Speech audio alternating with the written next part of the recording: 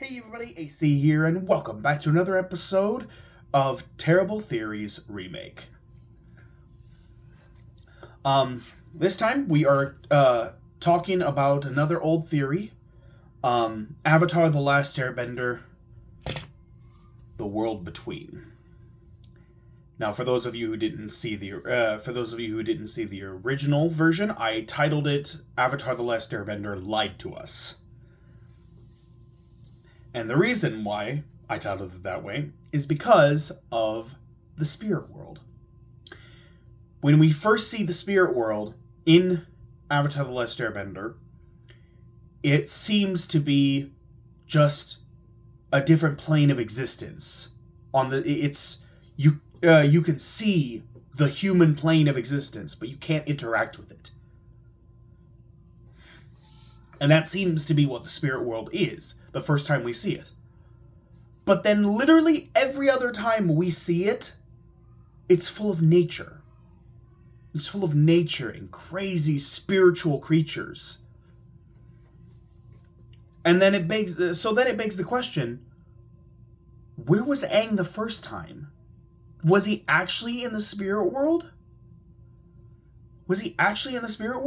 Or did he go somewhere else? Did he not quite make it into the spirit world? Maybe he was only halfway into the spirit world that time. And then the more you start to think about it, the more you start to think, wait, there are other things that don't make sense in the world of Avatar. We know that Appa is the last bison, and we know that Momo was the last lemur, and yet by the time Legend of Korra comes around, there's hundreds of them. They're all over the place. So what happened? How are there more bison? How are there more lemurs?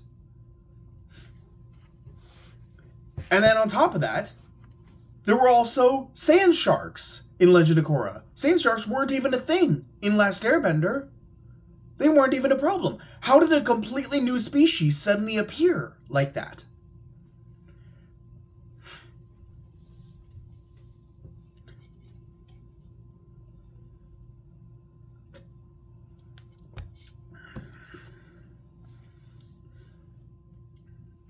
And then on top of that, the Dragon Masters, Ran and Shaw, they were said to be the only two dragons left in the world, and yet Zuko has a dragon in Legend of Korra. He has a dragon, and it's not Ran or Shaw. It's a dragon named Fang. So, how did Zuko get a dragon? How are there sand sharks? How are there more bison and lemurs? What the heck was that place that Aang went to?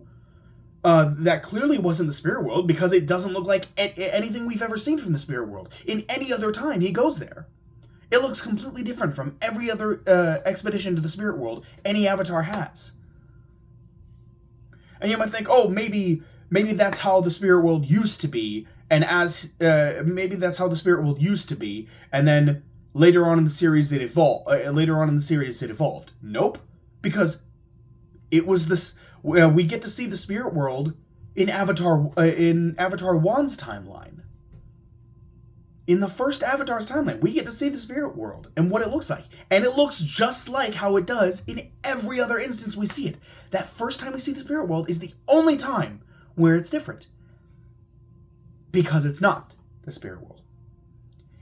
It's a world in between the human world and the spirit world. A world called the Void. And if that sounds familiar, that's because we're told about the Void by the Lion Turtle in the 4-part Sozin's Comet finale. We are told about the Void, and we are told that at the beginning of time, spirits and people did not bend the elements, but bended the energy within themselves. They drew power from the Void in order to do this. So, that begged the question, what is the Void? if you can draw power from this place, it's clearly not the spirit world. Otherwise, they would have said spirit world. And it's not the human world. Otherwise, they would have said the human world. So, what is this? It's this third level of existence. There is a third level of existence called the void. And I believe what we see the first time Aang goes to the spirit world is actually the void. Because a void would imply emptiness. A place where nothing is meant to exist. A place where nothing is meant to exist. And that fits perfectly with what we see the first time Aang goes to the spirit world. That fits perfectly with what we see there. He technically doesn't exist. Bending does not exist. And spirits, as we know them, don't exist. Instead, we see the soul of Roku's dragon. We see its soul.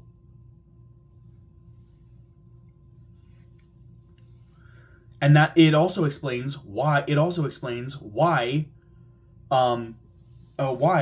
never once sees Sokka during that whole journey through the spirit world.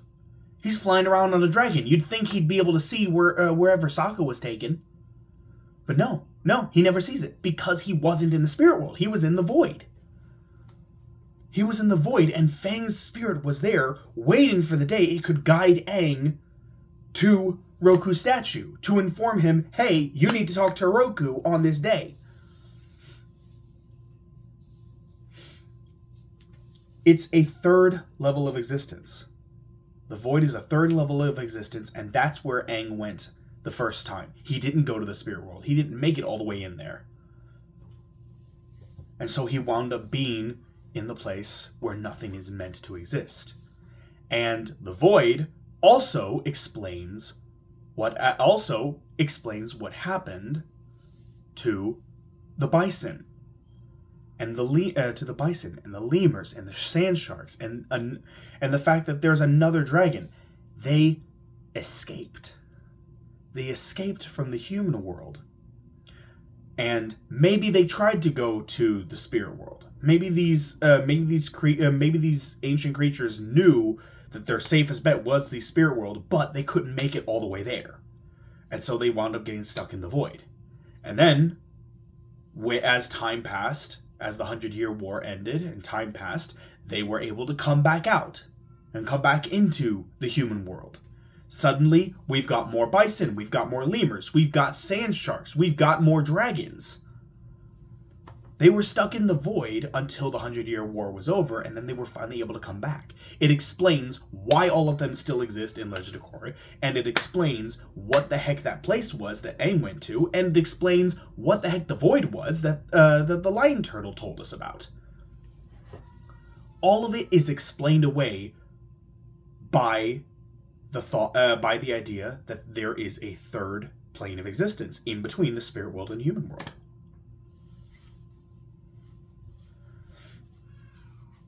So, this is a theory that I am 100% on board with. This is my headcanon. I have not been able to speak to the creators of Avatar: The Last Airbender. I have not been able to speak to them to get their thoughts, but I guarantee you, if I ever have the chance to meet them, I 100% will ask about this. I will ask about this to see what their thoughts are. But in any case, what do you guys think about this theory? Do you think that it holds water, or do you think this is all just a bunch of hogwash? Let me know in the comment box below. I would love to talk about this with you guys. So, thank you all so much for watching, and I'll see you all in the next video. Take care, everyone.